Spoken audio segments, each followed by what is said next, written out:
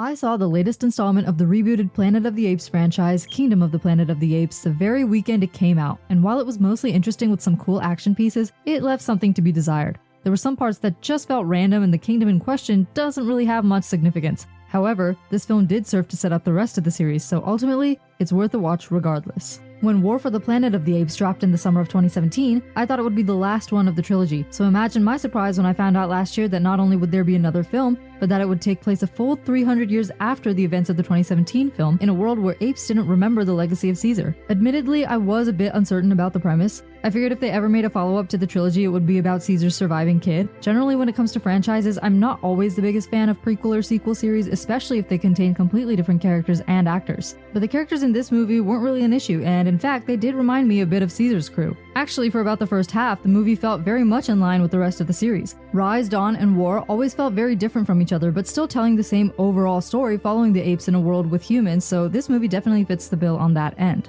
Kingdom starts off with a fun sequence involving Noah and his two companions, Suna and Anaya, seeking eagle eggs for a sort of coming-of-age ceremony. We learn that this particular tribe of apes raises eagles, which is cool, although it doesn't really seem to have any sort of meaning or reasoning behind it. Unfortunately, a human crosses this forbidden tunnel and comes into their home, and in the event, Noah's egg breaks. He rides out in the middle of the night to get another one, which is when this other tribe of apes shows up and raids the eagle tribe's home.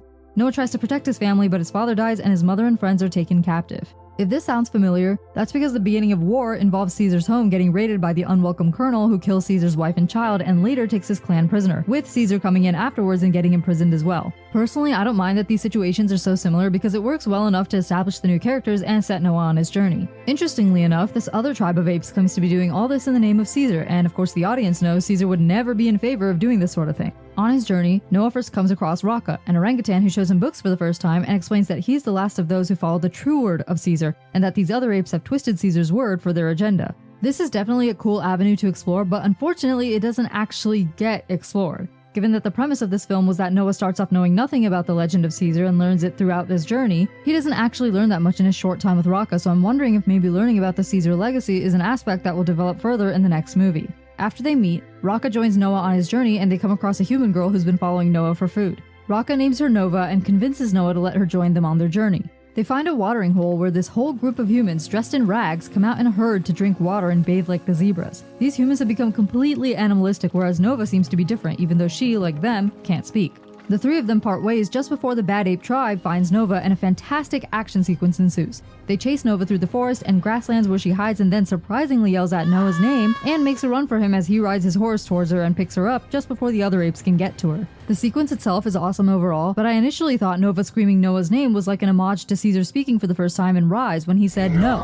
I thought maybe this film was going to show that humans have the potential to regain their intelligence and that Nova would slowly learn to speak from Noah and Raka, but then they revealed that actually Nova could speak all along and was just pretending not to and acting like one of the non-speaking humans because she didn't know if she could trust them, i.e. the writers needed her to not speak until now and came up with a random reason to explain it. This was honestly kind of disappointing.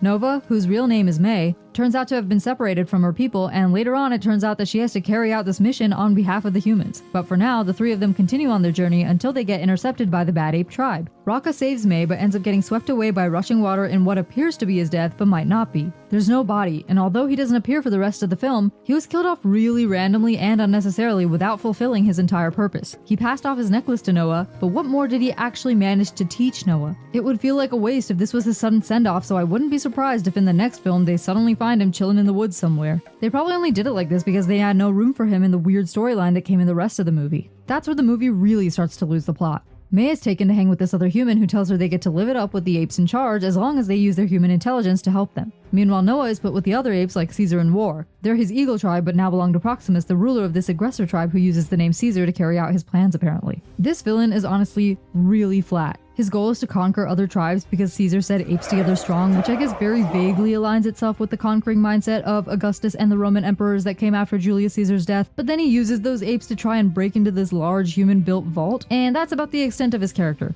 He claims that this whole place is his kingdom, but so what? We don't learn anything about his personal philosophy or his aspirations. He's really just an agent for other things to happen. Those other things include May recruiting Noah, joined by Suna and Anaya, for a plan involving sneaking into the vault to retrieve something that can help humans regain the ability to speak, and then blowing up the dam that currently keeps the water outside from flooding the place. She ends up killing the other human with her bare hands, which definitely doesn't make humans look super trustworthy to the 3 apes that stand by watching. May goes off and gets her computer hard drive thing and grabs a gun just in case, while Noah finds a bunch of human kids books showing apes in cages at the zoo. This part is really interesting because it fully demonstrates to Noah how apes used to be treated way back in history, and somewhat mirrors the way May was looking at her fellow humans at the watering hole, who didn't descend from immunes and therefore didn't retain their intelligence like she did, becoming mere shells of what humanity used to be. It sets up this future conflict of the humans doing everything they can to go back to how things were, while the apes do anything they can to keep that from happening. However, all of this is overshadowed by the randomness of the plot in the second half. I just wish they'd done something else because it feels like they didn't know what else to do, and so they just threw in some random stuff. On their way out of the vault, Proximus and the crew are waiting for them, but May uses the gun to save an ape from killing an Eagle Tribe member. Then, since there are more guns in the vault, she goes ahead and blows up the dam to prevent Proximus from getting them, despite Noah's insistence that she not go through with the explosion.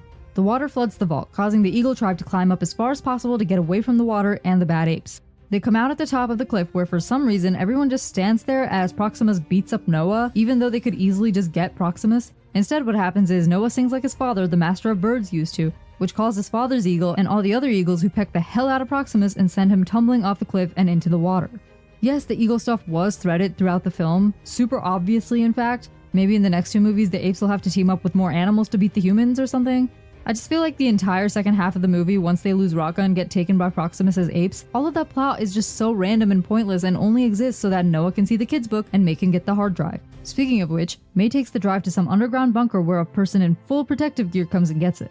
May then leaves as that person goes back under and puts in the drive, which kicks the satellites into gear and finally allows them to reach human contact. This part is definitely very interesting since it somewhat mirrors an aspect of Dawn, which involved remaining human immunes trying to get in contact with the outside world. If this movie was meant to parallel war in some of its plot elements as I discussed before, plus elements like apes teaming up with a human girl and a mini-team going on a road trip, then maybe the next movie will emulate Dawn and the last movie in this trilogy will emulate Rise. Honestly, that would be really cool, though I don't know what that means for the ending. I don't expect the series to come completely full circle with the humans coming back on top, and I also don't expect the apes to come into a dominating human-like position where they're doing science experiments on humans because that would be ridiculous. Though I do expect Noah and the gang to get more into books and written history and things like that, because clearly the lack of it in ape history is partially what caused a lot of strife in this movie. Maybe this trilogy is heading towards an ending where both species realize they have to coexist together and at least try to leave each other alone, though I'm not sure how either side could ever fully come to that conclusion. So maybe it's going to be more like we'll always have to live and fight with each other for the rest of our existence. Coexisting has always been a major theme for this whole series, and Caesar was really big on that, especially in Dawn. Since this movie's resolution includes Noah giving May the Caesar necklace while she hides a gun behind her back, and then Noah taking Suna to see the telescope he saw earlier in the film while wondering if apes and humans can coexist, I think that means it's going to be the major theme tackled in the next film. Unfortunately, this film didn't really seem to have any theme or do much with the idea of apes twisting Caesar's words to create propaganda. It feels like a missed opportunity and that this movie was mostly just set up, though possibly, like I said earlier, they could get into the whole importance of the written word and written history thing. If I'm on the right track with all my speculations, then I look forward to seeing where the rest of the series goes. Dawn was the best of the original trilogy, so looks like I've got some very high hopes for this next one, however long it takes to come out. Thanks for listening, and this was Trash Talk Reverse.